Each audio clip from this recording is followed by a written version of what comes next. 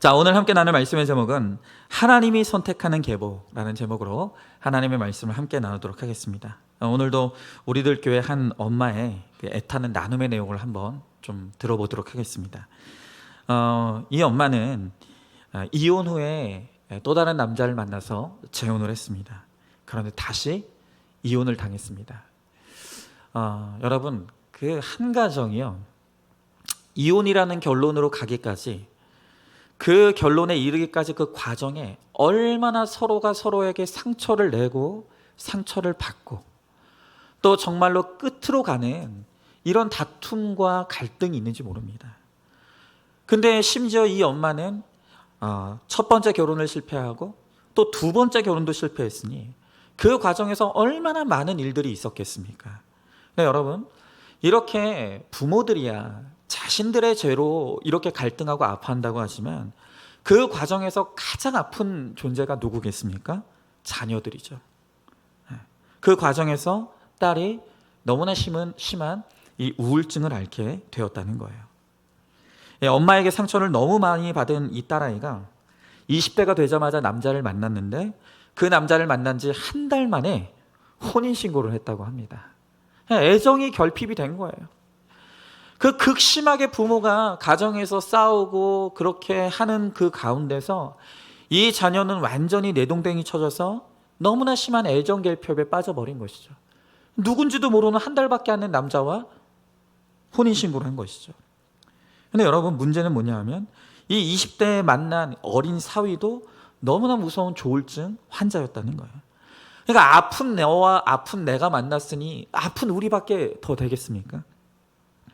이 엄마는 아직도 딸이 객관화가 되지 못해서 딸의 일이라면 열일을 제쳐두고 아직도 모든 것을 다 처리해 주는 거예요. 근데 이 딸의 고통을 보면서 왜 내가 이혼을 했을까?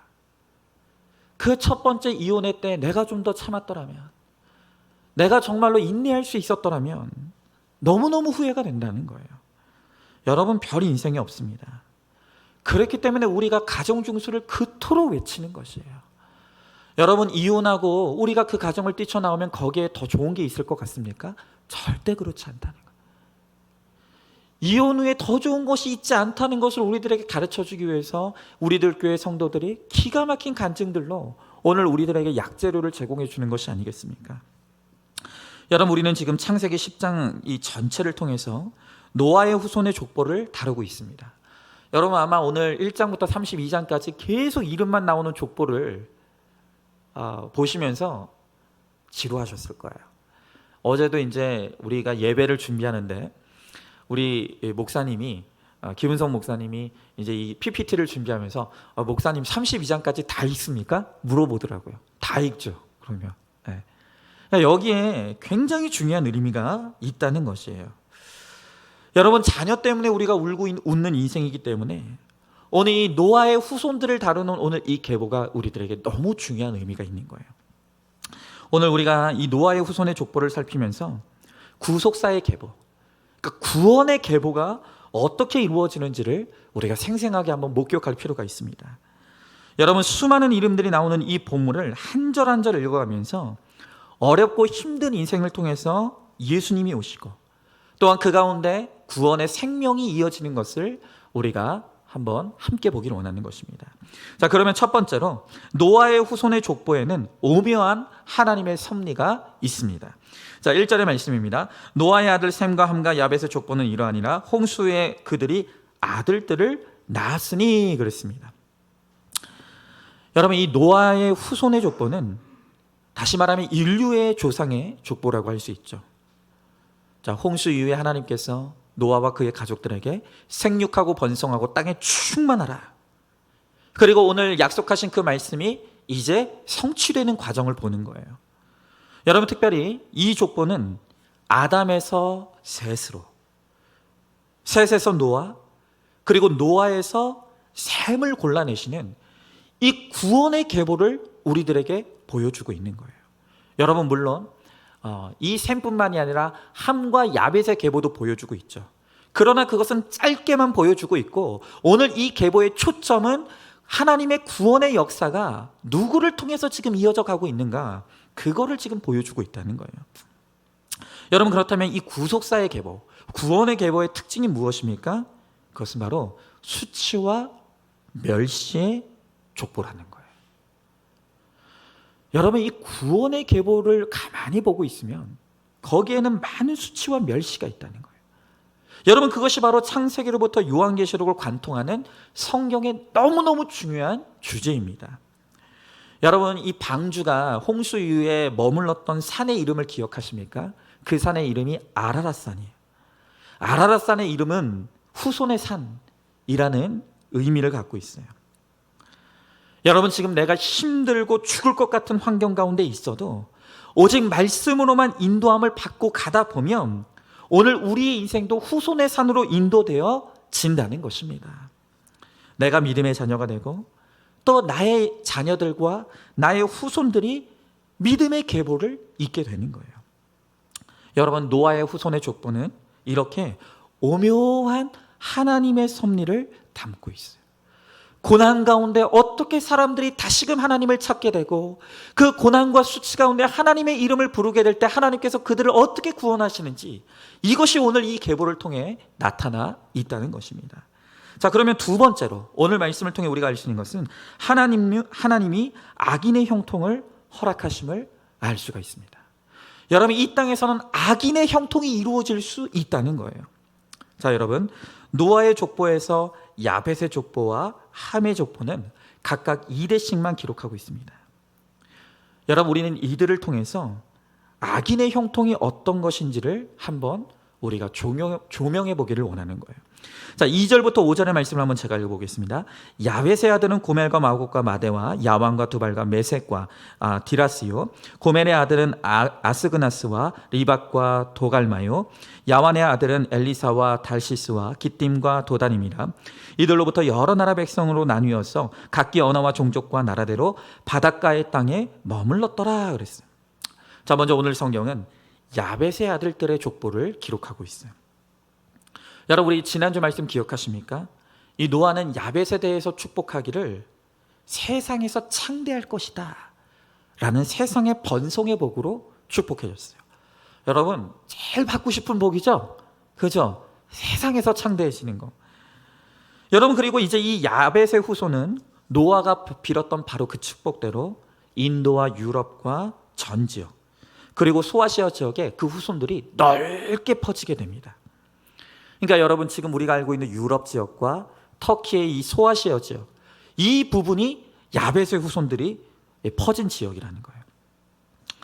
여러분, 이 야벳의 족보를 먼저 언급하는 이유는 이들이 선민 이스라엘로 역사에서 가장 멀리 떨어져 있는 민족이기 때문이에요. 여러분, 야벳이 비록 이 세상의 번성함을 누렸지만 그들은 이스라엘의 구원의 역사로부터 가장 멀리 떨어진 족속이었다는 거예요. 아까도 말씀드렸지만 이들은 나중에 터키, 그리스, 독일, 스페인 등의 유럽의 전 지역으로 이 야벳의 후손들이 퍼져나갑니다. 여러분, 이들은 바닷가에 머물면서 무역을 하고 그로 인해서 엄청난 물질의 풍요를 누리게 돼요. 여러분, 이 노아의 수치, 아버지의 수치 하나 잘 가려준 대가로 어마어마한 육적인 축복을 누리게 되었다는 거예요. 여러분, 그런데 이들은 세상에서는 그렇게 번성함을 누렸을지 모르겠지만 성경에는 매우 짧게 언급이 되고 있다는 거예요. 그저 14족속에만 머물렀습니다. 여러분, 저는 오늘 이 야벳의 형통을 악인의 형통으로 해석해야 된다고 생각합니다. 함은요, 셈의 옆에서 가시가 되어 끝까지 괴롭히는 역사의 계보를 이루어요. 이 함의 자손들은 하나님의 이 셈의 자손들을 끊임없이 괴롭혀요. 악역을 담당한 거죠. 그런데 이 야벳은 어떻습니까? 그냥 이쪽도 저쪽도 아무것도 아니에요. 악한 역도 아니고 선한 역도 아닌 그냥 그들로부터 멀찍이 떨어져 살아가는 족속들이 야벳이에요. 여러분, 바닷가에서 돈을 벌 만큼 벌면서 그냥 여기가 좋사오니 하면서 거기 사는 거예요. 여러분, 중국 선교의 장을 열었던 허드슨 테일러라는 선교사님이 계십니다. 그런데 이 선교사님 뒤에는 물질적으로 끊임없이 후원했던 이 윌리엄 버거라는 친구가 있었어요. 이 윌리엄 버거는 백만장자입니다. 그래서 이 허드슨 테일러가 중국 선교에 힘쓸 때 끊임없이 물질을 보내주면서 물질로 후원했다는 거예요. 여러분, 비록 물질로는 도왔지만 이 중국 선교에 있어서 그가 관여한 것은 하나도 없었습니다. 단 한 번도 선교지에 방문해 본 적이 없었어요. 여러분, 그래서 사람들은 중국 선교의 아버지다 하면 허드슨 테일러만 기억하지 윌리엄 버거의 이름은 누구도 기억하지 않는 거예요. 여러분, 이 야베스 후예로 페르시아 왕 고레스가 있습니다. 여러분, 이 고레스는요, 이스라엘 백성들이 바벨론 포로로 잡혀갔을 때 70년 만에 그들을 포로로부터 해방시켜 주었던 왕이에요. 아주 멋진 왕이죠. 그런데 정작 자신은 하나님을 끝까지 믿지 않았습니다. 여러분, 야벳이 딱 이래요. 돈이 많으니 시기하거나 미워할 일도 없고 그냥 너무 인생이 여유로운 거예요. 여러분, 그렇다고 이런 사람들이요, 교회 안 다니는 것도 아닙니다. 그냥 무슨 일이 있으면 뭐 가지고 있는 돈 중에서 후원금 딱 내면서 이거 쓰시라고. 좀 이런 분들도 좀 계셨으면 좋겠는데 어쨌든 딱 쓰시라고. 그리고 이제 주일날 가장 이른 일부 예배 드리고 골프장에 가서 골프 멋있게 치고 또 산으로 들러 멋있게 놀러 다니고 그리고 교회에는 적당한 수준의 발만 담그고 거리를 유지하면서 아주 고상한 신앙생활 하시는 분들, 바로 이런 분들이 야벳의 자손들이라는 거예요. 여러분, 그러니 이 야벳의 후손들은 영적으로도 큰 관심이 없고 가난한 사람들과도 교제하기 싫어. 그냥 교양 있게 살면서 교양 있는 사람들만 하고만 어울리면서 그렇게 신앙생활도 교양 있게 하는 분들이에요.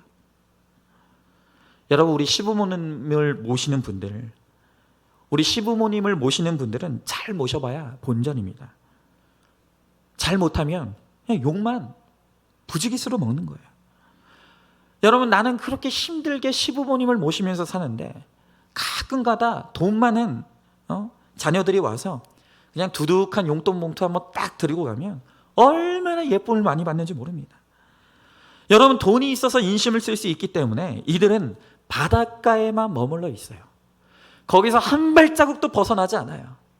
헌신도 없고요, 희생도 없고요, 내 몸을 더럽히는 어떤 그런 것들도 없다는 것입니다. 여러분, 이들은요, 이스라엘에게 가까이 오지 않아요. 여러분, 저는 그래서 우리 교회가 환난 당하고 빚지고 원통한 분들이 오시는 것을 너무너무 환영하는 거예요. 여러분, 어차피 이 세상에서 유력하고 돈 많은 분들은 우리 교회 아니더라도 환영해 줄 교회 많아요. 여러분, 저는 우리 안산중앙교회라는 존재가 그냥 이 세상에 존재하는 그냥 그 많고 많은 교회 중에 한 교회로 머물기를 원하지 않아요. 그냥 누구나 받아줄 수 있고 환영해주는 그런 사람들이 모이는 교회가 아니라 정말 환난당하고 빚지고 원통하여서 오늘 간증해 주셨던 바로 그 집사님 같이 누구에게도 말할 수 없는 가정의 수치를 경험하면서 그렇게 아파하고 있는 그런 분들이 오는 그런 교회가 되기를 원합니다. 오갈 데가 없어서 예배에 목숨 거는 분들이, 바로 그런 분들이 바로 이 하나님의 구원의 계보를 잇는 축복의 사람들이 된다는 거예요. 자, 그러면 우리가 야벳의 계보를 먼저 봤는데 그 이어서 이제 함의 계보가 어떻게 되는지를 우리가 함께 보기를 원하는 거예요. 여러분, 이 함이 어떤 인물인지 기억하시죠? 아버지의 수치를 만방에 드러났던 이 죄인이죠. 자, 6절부터 14절의 말씀입니다. 함의 아들은 구스와 미스라임과 북과 가나안이요, 구스의 아들은 스바와 하윌라와 삽다와 라마와 삽드가요, 라마의 아들은 스바와 드단이며 구스가 또 니므롯을 낳았으니 그는 세상의 첫 용사라. 그가 여호와 앞에서 용감한 사냥꾼이 되었으므로 속담에 이르기를 아무는 여호와 앞에 니므롯같이 용감한 사냥꾼이로다 하더라. 그의 나라는 신할 땅의 바벨과 에렉과 악각과 갈레에서 시작되었으며 그가 그 땅에서 아수르로 나아가 니느웨와 르호보딜과 갈라와 및 니느웨와 갈라 사이에 레센을 건설하였으니 이는 큰 성읍이라. 미스라임은 루딤과 아나밈과 르하이핌과 낫두힘과 바드루심과 가슬루힘과 갑도림을 낳았더라. 가슬루힘에게서 블레셋이 나왔더라 그랬어요. 여러분, 이 함의 이름의 뜻은 뜨겁다라는 뜻이에요. 그러니까 이 함은요, 아주 격정적이고 열정적인 인물이죠. 사람이 마음 먹으면 못할 것이 없다. 다 마음 먹기에 달려 있다. 여러분, 그래서 이 후손들의 이름의 뜻도 보면 애워싸다, 요동하다, 정복하다, 뭐 이런 뜻들이 있다는 거예요. 여러분, 훗날 이 함의 후손들은요, 아프리카의 더운 곳에 흩어져서 거주하게 됩니다. 이 함의 후손 중에 구스의 아들 니므롯이 최초의 용사다라고 오늘 성경이 기록하고 있어요. 여러분, 이 함의 후손들은요, 유프라테스 강 유역의 신할 땅, 즉 지금의 이 이라크 지역을 본거지로 해서 바벨론, 아수르, 니느웨 등과 같은 이 인류 최초의 제국을 창건했던 인물들이 바로 이 함의 후손들이라는 거예요. 그러니까 여러분, 세상적으로 보면 이 함의 후손들은 너무 똑똑한 거예요. 그리고 무에서 유를 창조하는 용사들이고 영웅들이었던 것이죠. 여러분, 그러나 오늘 이 세상의 첫 용사였다고 하는 니므롯의 이름의 뜻이 무엇이냐면 반역자라는 뜻을 가지고 있어요.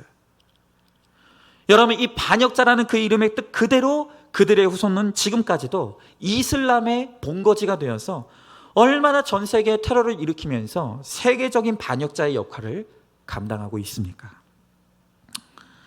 여러분, 사람들이 볼 때 너무 멋있는 이 사람들이 하나님 앞에서는 끊임없이 반역을 하는 거예요.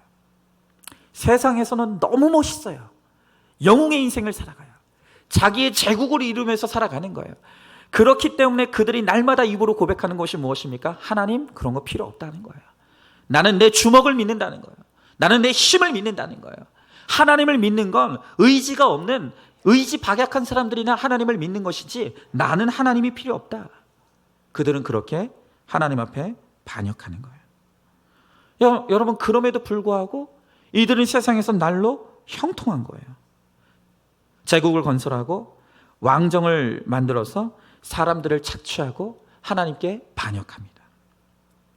여러분, 이 함의 자손에서 나온 아수르, 바벨론, 블레셋, 가나안, 여러분 많이 들어보셨죠? 우리가 얼마 전까지 역대하를 큐티했지 않습니까? 여러분, 이 역대하를 보면은 남유다를 무너뜨린 제국이 어디였어요? 바로 이 함의 후손들인 이 블레셋, 아수르, 바벨론. 하나님의 백성들을 무너뜨렸던 민족들이 다 함의 후손들이라는 거예요. 여러분, 요한계시록에 보면 바벨론을 음녀로 표현하면서 사탄의 왕국의 상징 같은 나라로 바벨론을 꼽습니다. 여러분, 이 니므롯이 대단한 권세를 누렸는지 모르겠지만 그들은 끊임없이 하나님을 반역하는 역사를 이루어 왔다는 거예요. 여러분, 오늘 15절부터 20절에 있는 말씀을 보니까 이렇게 나와 있죠. 가나안은 장자 시돈과 헷을 낳았고 또 여부스 족속과 아모리 족속과 기르가스 족속과 휴위 족속과 알과 족속과 신 족속과 아르와 족속과 스말 족속과 하마 족속을 낳았더니 이후로 가나안 자손의 족속이 흩어져 나아갔더라. 가나안의 경계는 시돈에서부터 그라를 지나 가사까지와 소돔과 고모라와 아드마와 스보임을 지나 라사까지였더라. 이들은 함의 자손이라 각기 족속과 언어와 지방과 나라대로였더라 그랬습니다.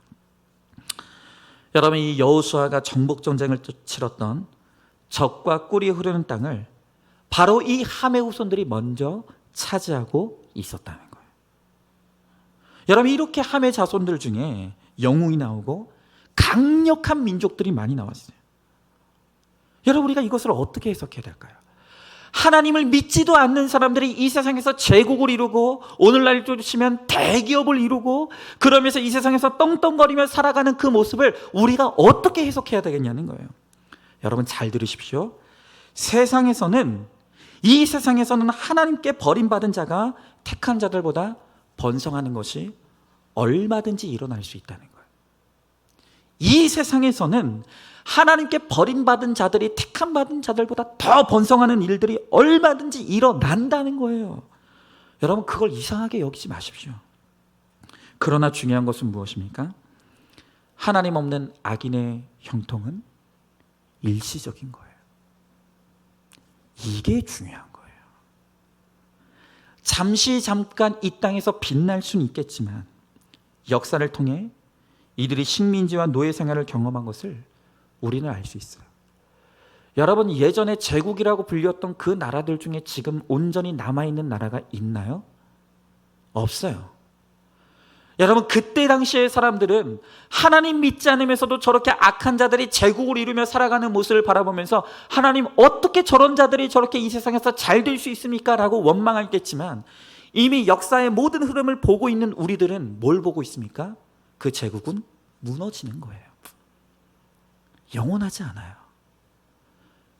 여러분, 특별히 아프리카 지역에 흩어져 살아있던 함의 후손들은 잠시 제국을 이루었을지 모르겠지만 얼마나 그 역사를 통해서 식민지의 지배를 받고 노예가 되어서 얼마나 많은 고통을 받으며 살아갔는지를 우리는 알고 있는 거예요. 여러분, 그래서 데살로니가전서 5장 3절에 보니까 이렇게 말하고 있어요. 그들이 평안하다 안전하다 할 때 임신한 여자의 해산한 고통이 이름과 같이 멸망이 갑자기 그들에게 이르니 결코 피하지 못하리라.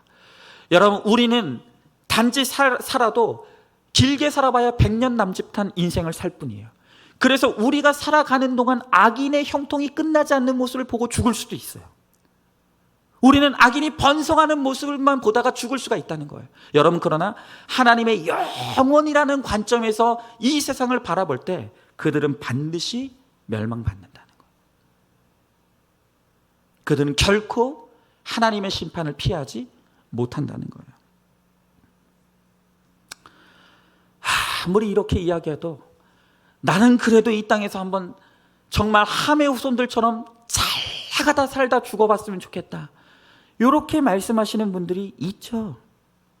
정말 애통할 뿐입니다.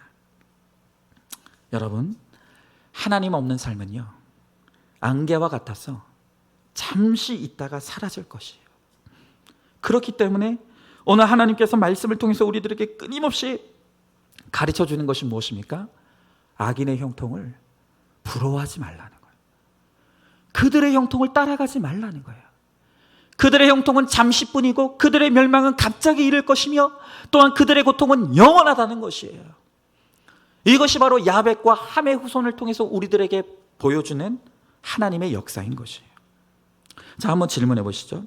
하나님을 안 믿는 친구가 성품도 더 좋고 자녀들도 잘 되는 것을 보며 기가 죽고 있습니까? 예수님 믿어도 여전히 가난하고 여전히 혈기 부리는 내가 부끄러워서 전도를 못하고 있습니까? 일시적인 형통이 부러워서 영원한 구원의 축복을 놓치고 있지는 않습니까? 자, 우리가 세 번째로 이제는 셈의 계보를 보는 거예요. 하나님의 관심은 언제나 택자에게 향해 있습니다. 자, 오늘 21절부터 23절에 있는 말씀입니다. 셈은 에벨 온 자손의 조상이요 야벳의 형이라. 그에게도 자녀가 출생하였으니 셈의 아들은 엘람과 아스루와 아르박삭과 룻과 아람이요 아람의 아들은 우스와 훌과 게델과 마스며 그랬습니다. 자, 여러분, 이제부터 이제 드디어 하나님의 구원의 역사의 계보를 잇는 이 셈의 후손이 나옵니다. 여러분, 세상의 역사가 아무리 찬란해도 하나님의 관심은 언제나 택한 백성을 향해 있다는 거예요. 여러분, 하나님은 빛이시라 그랬어요. 여러분, 그런데 하나님의 빛의 특성은 뭐냐 하면 퍼지는 빛이 아니라 마치 서치라이트처럼 한 곳을 집중적으로 비치는 빛이에요. 여러분, 그런데 하나님의 그 빛이 집중적으로 비추고 있는 대상이 누구입니까? 잘 나가는 사람이요? 돈 많은 사람이요?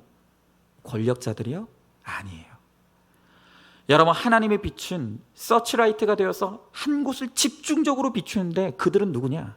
바로 하나님의 택한 자녀들이라는 거예요. 오로지 하나님의 관심과 주목은 거기에 있다는 거예요. 여러분, 사람이 많이 다녀도 우리가 내 자녀들은 뒤통수만 봐도 알지 않습니까? 여러분, 하나님도 마찬가지예요. 이 세상에 70억 인구가 있다고 하지만 하나님의 관심은요, 그 70억 모든 사람에게 있지 않아요.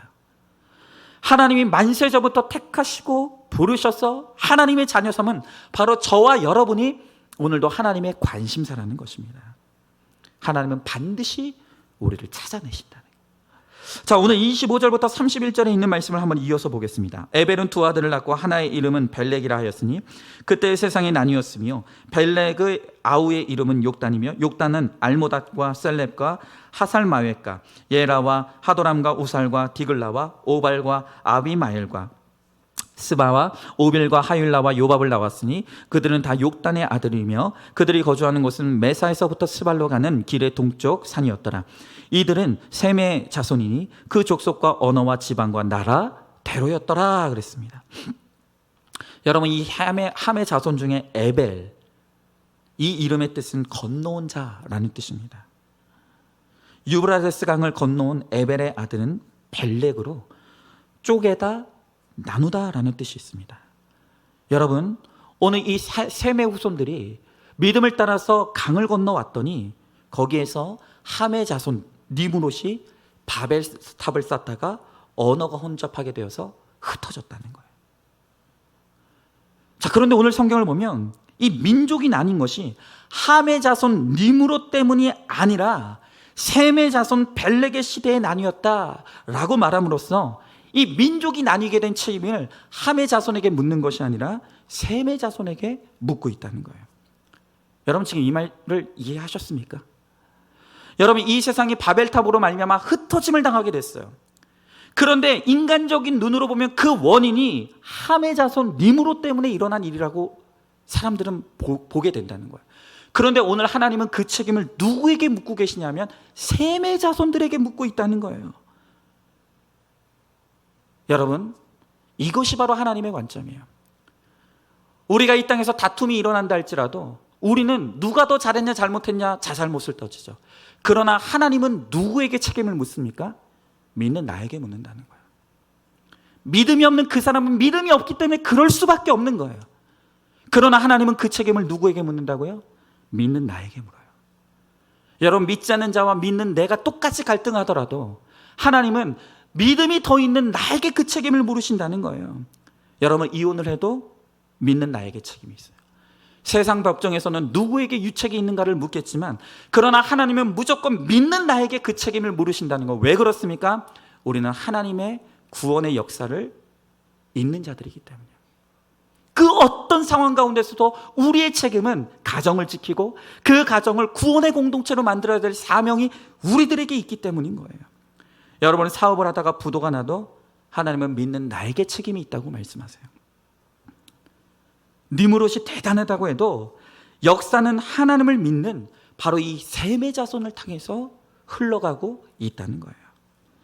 여러분, 특별히 이 셈의 후손들의 이름의 면면들을 보면 여기는 눈 씻고 찾아봐도 세상에 영웅이 없어요. 영웅이 없어요. 그러나 하나님이 택하시면 살아있다는 것 자체만으로도 무명한 자 같지만 그 하나님의 후손들 가운데, 셈의 후손들 가운데 아브라함이 나오고 다윗이 나오고 예수님이 나오시는 거룩한 족보가 이루어지는 것입니다. 여러분, 하나님이 택하시면 그 자체로 이 땅에서 최고의 인생이 되는 거예요. 여러분, 제발 이 세상에서 내 이름 한번 날려보겠다고 이 세상의 야망을 쫓지 마십시오.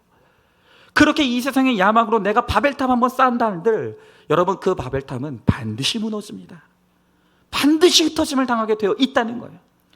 여러분, 비록 이 땅에서 내가 무명한 자로 살아간다 할지라도 우리가 믿음대로 말씀대로 살아가다 보면 하나님께서 그곳에서 아브라함과 다윗과 예수님처럼 믿음의 영웅들을 우리의 후손들을 통해서 일어나게 하신다는 거예요. 여러분, 오늘 32절의 말씀에 보니까 이들은 그 백성들의 족보에 따르면 노아 자손의 족속들이요 홍수 위에 이들에게서 그 땅의 백성들이 나뉘었더라 라고 했습니다. 여러분, 이들은 이제 떨어지어 살기도 하고 가깝게 살기도 하면서 인류의 곤경, 전쟁과 투쟁을 끊임없이 벌이는 거예요. 여러분, 결국 지금 이 세상이라는 것은 셈과 함과 야벳의 후손들이 한데 뒤섞여서 너무너무나 많은 전쟁과 공경과 또한 그런 투쟁들을 이루면서 이루어가는 역사라는 거예요. 여러분, 하지만 그 가운데서 예수님이 어떤 혈통을 통해서 오시는지를 보는 것이 바로 성경을 통해서 구속사의 계보를 보는 거예요. 여러분, 우리가 셈과 함과 야벳의 후예를 보면서 어떤 부부와 자녀도 완전할 수 없다는 것을 우리가 생각하게 돼요.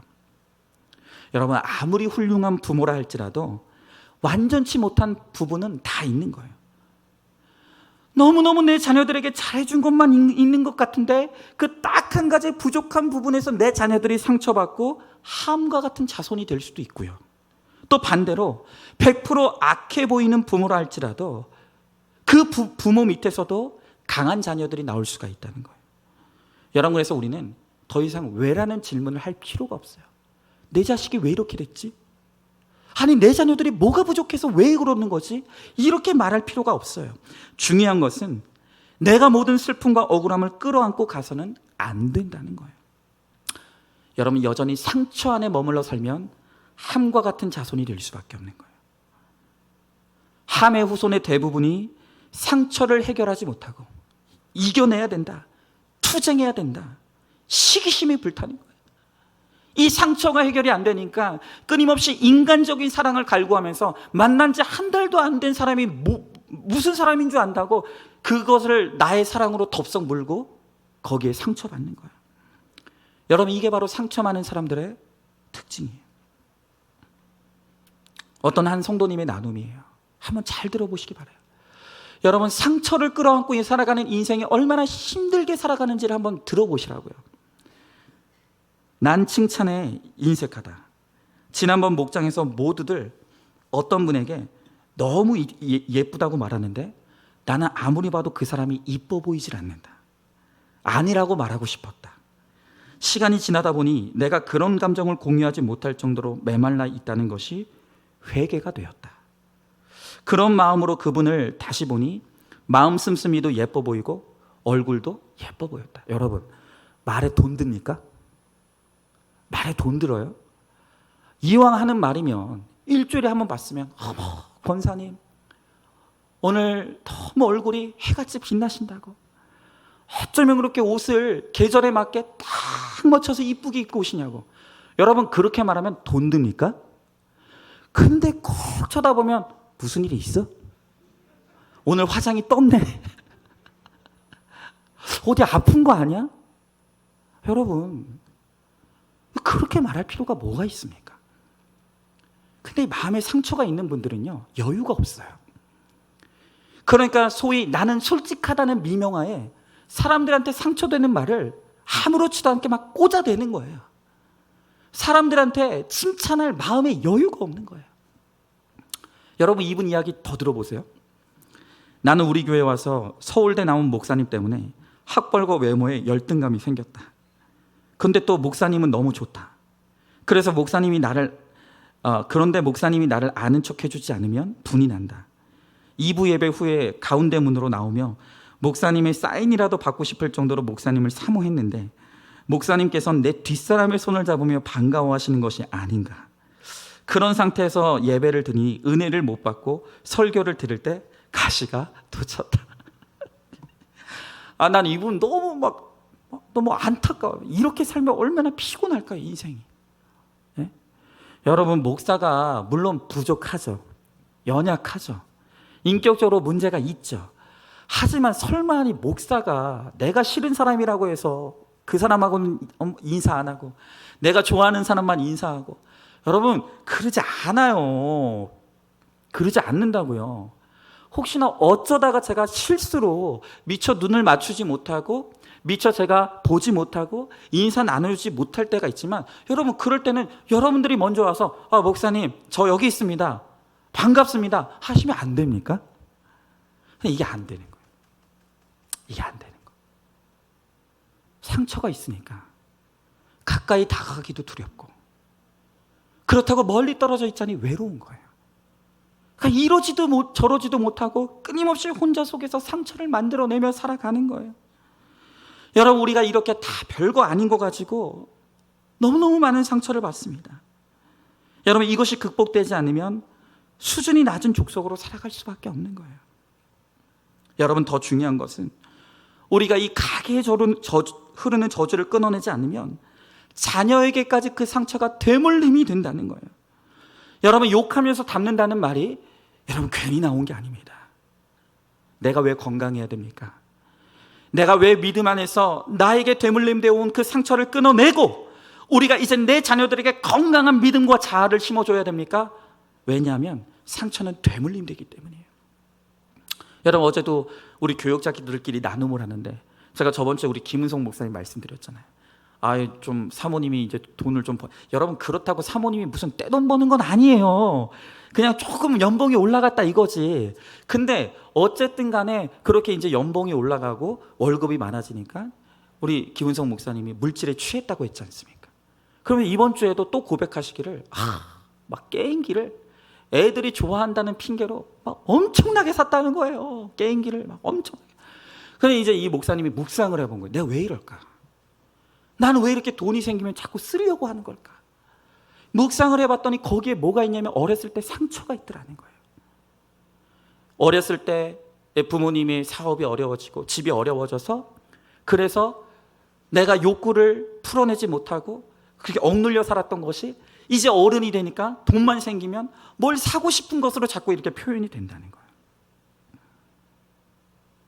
여러분, 내가 그렇게 누리지 못해서 내 자녀들에게는 내가 누리지 못했던 것 누리게 해주겠다고 자녀들한테 투자하면 자녀들은 목마름이 해결될까요? 자녀들은 상처 안 받을까요? 여러분, 착각입니다. 이 세상은 상대적인 거예요. 내가 아무리 내가 가진 능력으로 많은 것을 퍼준다 하더라도 내 주변에 나보다 더 많은 것을 누리며 살아가는 사람들이 있어요. 우리가 100% 죄인이기 때문에 나보다 못한 사람과 나를 비교하면서 감사하는 것이 아니라 나보다 더 잘나고 많이 가진 사람들과 나를 비교하면서 반드시 비참함을 경험하게 되어 있다는 거예요. 여러분, 물질로 상처를 해결하려고 하면 끝이 없어요. 절대로 해결되지 않습니다. 온전히 하나님의 말씀 안에서 내 과거를 말씀의 빛으로 비추고 나의 과거의 환경이 나의 구원을 위해서 왜 필요한 환경이었는지, 하나님께서 왜 나에게 어린 시절에 이러한 환경을 주셨는지, 그것을 구원의 관점으로 우리가 말씀으로 해석해내지 못하면 절대로 상처는 치유받지 못합니다. 여러분, 상처가 아무리 대물림되어도 상처받지 않는 것, 내 대해서 그 아픔과 상처를 끊어내는 건 내 결단이에요. 내 몫이에요. 그것을 내가 오늘 믿음으로 끊어내리라. 내 가정에 아무리 저주가 흐르는 가정과 가문이라 할지라도 오늘 내가 믿음 안에서 말씀으로 반드시 끊어내리라 결단하며 하나님의 은혜의 자리로 나아가면 나를 통해서 하나님이 끊어지는 역사를 이루어 주신다는 거예요. 여러분, 가정의 구원을 위해 일을 해야 하는 우리가 자꾸 상처에 발목이 잡히면 안 돼요. 여러분, 더 이상 부모의 잘못을 물고 늘어지지 마십시오. 구속사의 말씀으로 내 부모를 좀 해석해내세요. 여러분, 오늘 이 함이 노아의 예언을 영적으로 듣지 못했기 때문에 너는 이 형제들의 종이 되리라고 하는 이 말이 얼마나 분했겠습니까? 아마 보란 듯이 성공하고 싶었을 거예요. 이 땅에서 잘 살고 잘 먹고 잘 먹는 것이 그의 인생의 목적이었을 거예요. 그래서 잠깐은 형통했을지 모르겠지만, 그러나 끝내 그 마음에 왜곡된 상처를 해결하지 못했던 함과 그의 후손들은 영원히 하나님과 대립하고 반역하면서 지옥의 형벌로 떨어지게 되는 거예요. 여러분, 어떤 자녀든지 그 자녀를 통해서 예수님의 오시는 것을 봐야 돼요. 여러분, 공부를 잘하고 못하고 아프고 건강한 거에 상관없이 그 자녀가 예수님을 만나는 것이 인생의 최고의 축복이 되어야 되는 거예요. 여러분, 그러나 여전히 우리는 인생의 소망이 기복에서 팔복으로 변화되지 못해서 그래서 우리 인생이 너무너무 힘겨운 거예요. 여러분, 제가 말씀의 서두에서 언급했던 그 조울증 사위와 우울증 딸로 힘들어하는 엄마의 이야기 이제 마지막으로 좀 하고 마치겠어요. 여러분, 이 딸이 이렇게 힘들고 어느 날 한 달 만에 만난 어떤 청년과 결혼해서 또 힘들어하는 모습을 보면서 이 엄마 본인도 우울증을 앓게 되었어요. 너무 힘들죠. 끝내 딸이 사위를 너무 무서워하다가 자살을 시도했어요. 그런데 그 사건으로 이 딸이 교회에 오게 된 거예요. 이 딸을 목장 예배에 한번 데려가기 위해서 이 엄마가 사위에게 무릎 꿇고 빌어야 된답니다. 딸 한 번만 데려갈 수 있게 해달라고. 이 딸을 위해서 사위 앞에서 장모님이 무릎을 꿇는 거예요. 그리고 매주마다 목장에 데리고 오는 거예요. 그런데 이 딸이 이제는 예배가 없이는 죽을 것 같다면서 예배를 사모하는 거예요. 여러분, 공부를 잘하고 못하건, 우울증에 걸렸건 아니건, 하나님이 나에게 맡겨주신 자녀이기 때문에 내가 그 자녀를 좋고 나쁘고를 결정해서는 안 돼요. 비록 우울증이 있지만 그 아픔과 고통 때문에 예배를 사모하는 딸이, 바로 이 딸이 하나님의 구원의 계보를 잇는 구속사의 자녀라는 거예요. 우리가 예배에 올인함으로 이 모든 고통이 끊어질 것을 오늘도 믿고 결단해야 되는 거예요.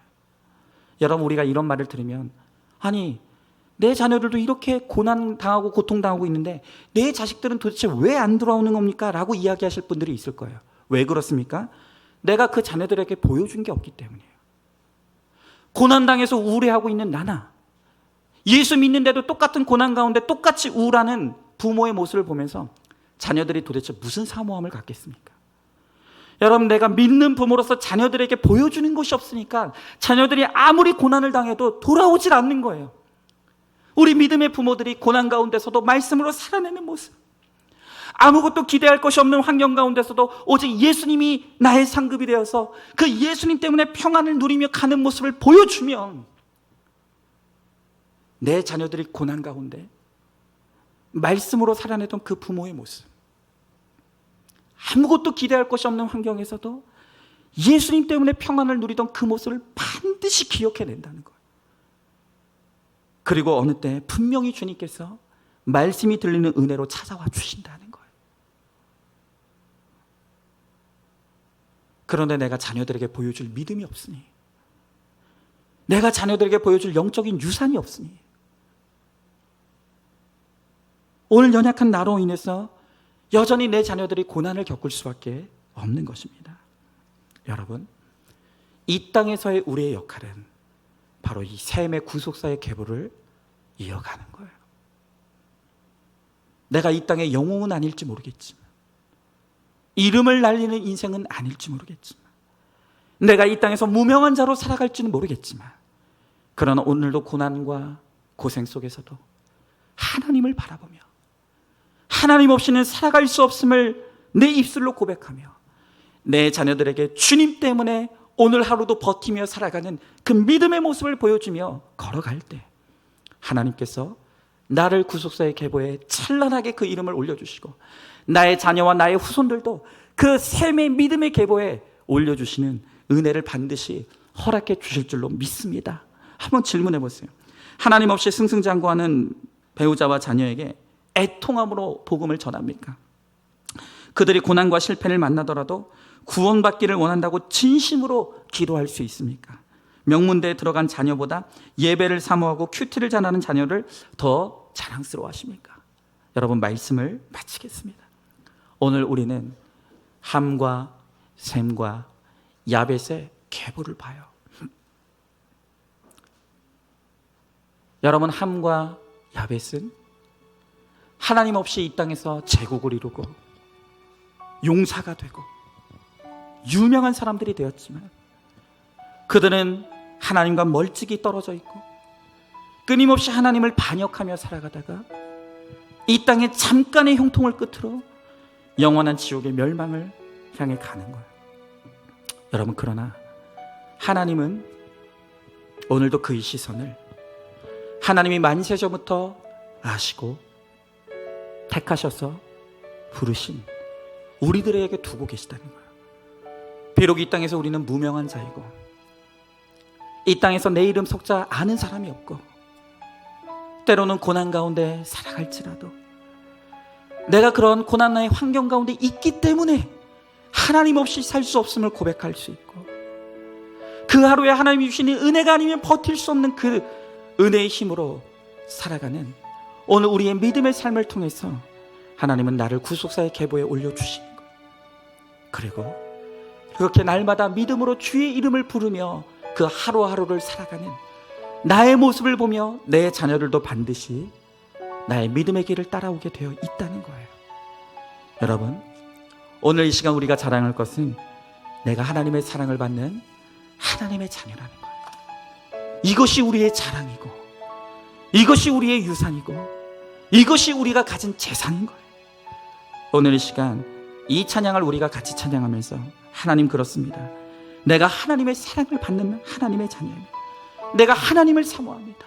주님, 이 땅을 살아가면서 이 땅의 형통을 부러워하지 아니하고 오직 믿음으로 주님을 잘 붙들고 이 믿음의 길을 잘 걸어가므로 하나님, 내 믿음의 길을 따라서 내 자손들과 내 후손들도 하나님 이 구속사의 계보의 이름을 찬란하게 올릴 수 있도록 하나님 은혜를 베풀어 달라고, 오늘 이 시간 이 찬양 우리가 찬양하겠습니다.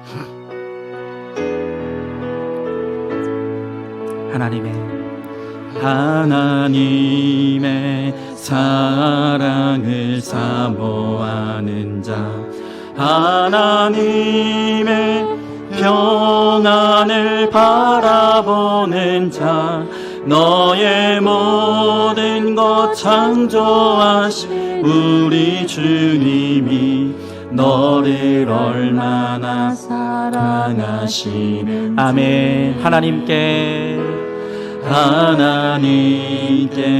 찬양과 경배하는 자, 하나님의 선하심을 닮아가는 자, 너의 모든 것 창조하신 우리 주님이 너를 자녀 삼으셨네, 아멘. 하나님 사랑의 눈으로 너를 어느 때나 바라보시고, 하나님 인자한 귀로서 언제나 너에게 기울이시니, 아멘. 어둠에 밝은 빛을 비춰주시고 너의 작은 신음에도 응답하시니, 너는 어느 곳에 있든지 주를 향하고 주만 바라보.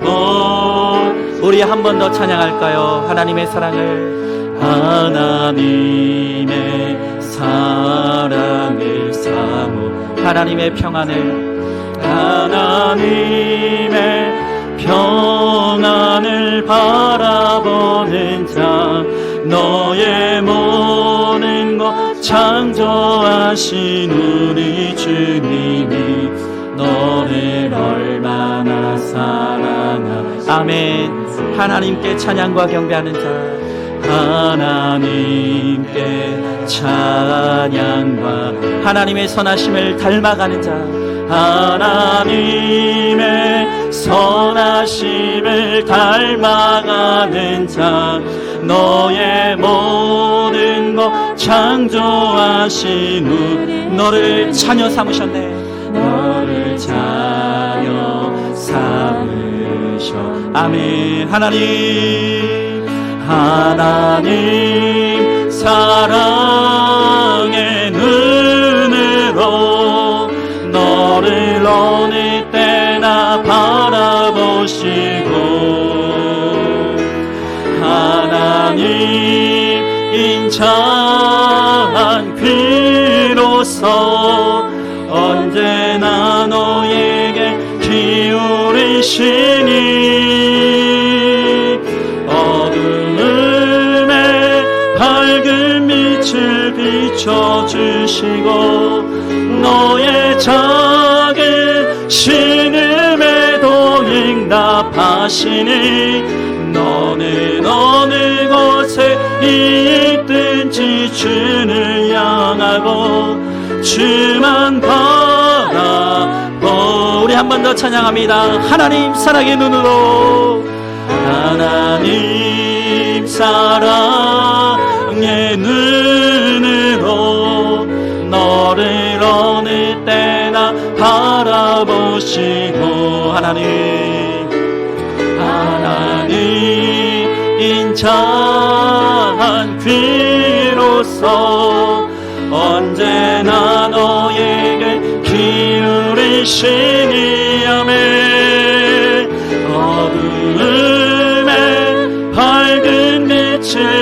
비춰주시고 너의 작은 신음에도 응답하시니 너는 어느 곳에 있든지 주를 향하고 주만 바라볼지라.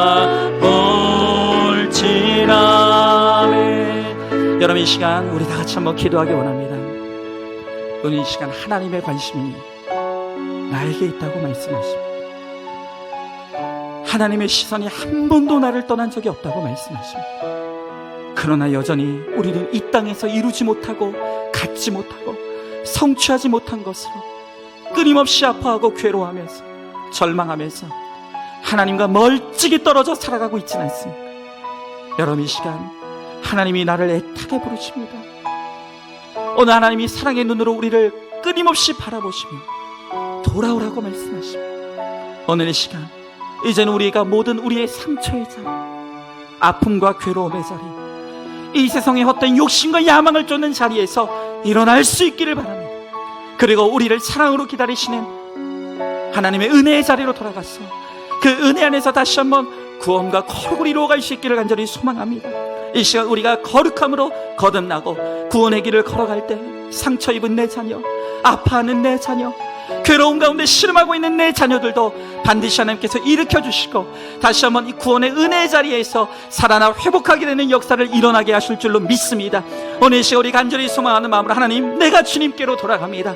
주의 은혜의 자리에 머물러 있게 하여 주시고 은혜로만 살아가게 하심으로 말미암아 하나님, 내 자녀들이 나의 믿음의 길을 따라올 수 있게 하여 주옵시고 그 믿음 안에서 회복되어 살아날 수 있도록 하나님 은혜를 베풀어 달라고 오늘 이 시간 말씀을 기억하며 우리 다 같이 함께 기도하며 나가도록 하겠습니다. 기도하겠습니다. 사랑하는 내가 충만하신 하나님 아버지, 주님에게 한 사랑과 은혜를 감사드립니다. 오늘도 주님 앞에 나올 수 있게 하여 주시옵시고 주의 말씀 앞에서 우리를 다시 한번 세워주시고 다시 한번 우리의 죄악과 우리의 아픔과 우리의 상처를 들여다볼 수 있도록 은혜를 베풀어 주신 주님 감사합니다.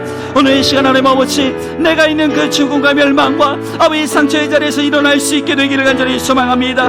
아버지, 나의 하나님 아버지 함께 하여 주시옵시고 아버지 하나님, 나의 절망의 자리에서 주의 은혜로 말미암아 일어나게 하여 주시옵시고 아버지, 나의 하나님 아버지 실패의 자리에서 일어날 수 있게 하여 주시옵시고 아버지, 나의 절망과 아버지 나의 상처의 자리에서 일어날 수 있게 하여 주시옵소서. 그러므로 말미암아 주의 은혜의 자리로 달려나갈 수 있게 하여 주시옵시고 은혜 안에서 회복시키시며 은혜 안에서 살게 하시며 은혜 안에서 다시 한번 아버지 하나님이 일어나게 하시는 주의 은혜로만 살아가는 우리 모두가 되게 하여 주시옵소서. 아버지, 믿음으로 내가 다시 한번 일어남으로 아버지 하나님 아버지 나를 바라보며 내 자녀들도 주님 앞으로 나올 수 있게 하여 주시옵시고 아버지 하나님, 믿음의 하나님 아버지 가문이 되어서 모든 하나님 아버지 악한 저주들이 끊어지게 하여 주시옵시고 이제는 하나님 아버지 주의 은혜 안에서 아버지 영적인 영통을 누리며 살아갈 수 있는 우리 모두가 될 수 있도록 주의 하나님 아버지 함께 하여 주시옵시고 주님 역사하여 주시옵소서. 주님 도와주시옵소서. 아멘. 믿습니다. 하나님 감사합니다. 오늘도 변함없는 사랑의 눈으로 우리를 바라보시고 한 번도 우리를 향해서 꺾어보신 적이 없으신 그 불타는 사랑의 심정으로 오늘도 우리를 애타게 부르시는 그 하나님의 음성을 우리가 듣습니다. 주님, 여전히 우리가 상처를 끌어안고 상처의 자리에 머물러, 또한 아픔의 자리에 머물러 있고, 또한 이 세상의 헛된 욕심과 야망을 버리지 못해 끊임없이 좌절하고 실패하는 자리에 머물러 하나님 그렇게 고통하고 있습니다. 이제는 우리가 머물러 있는 그 모든 저주의 자리에서 일어날 수 있게 하여 주시옵시고 나를 부르시는 하나님의 음성을 듣고 하나님 정말로 은혜의 보좌 앞으로 하나님 은혜의 품 안으로 하나님 아버지 그렇게 들어갈 수 있도록 주님 우리 가운데 함께하여 주시옵소서. 그 은혜 안에서 회복되게 하여 주시옵시고 그 은혜 안에서 다시 한번 일어날 수 있게 하여 주시옵시고 하나님 이제는 담대하게 주와 함께 거룩과 구원을 향해 나아갈 수 있도록 주님께서 우리 가운데 함께하여 주시옵소서. 그러므로 말미암아 우리의 믿음의 발자국을 보고 우리의 자녀들이 따라올 수 있게 하여 주시옵시고 우리의 자녀들도 하나님 아버지 믿음 안에서 강건하여지며 하나님 믿음 안에서 구속사의 계보를 잇는 찬란한 하나님 믿음의 유산을 누리며 살아갈 수 있는 우리의 자녀들이 될 수 있도록 주님 함께하여 주시옵소서. 이 시간 그것을 소망하며 하나님 내가 먼저 믿음으로 서기를 간절히 소망하고 바라는 우리 성도들 가운데 반드시 함께하여 주실 줄 믿사오며 사랑이 많으신 우리 예수님 이름 받들어 기도드리옵나이다. 아멘.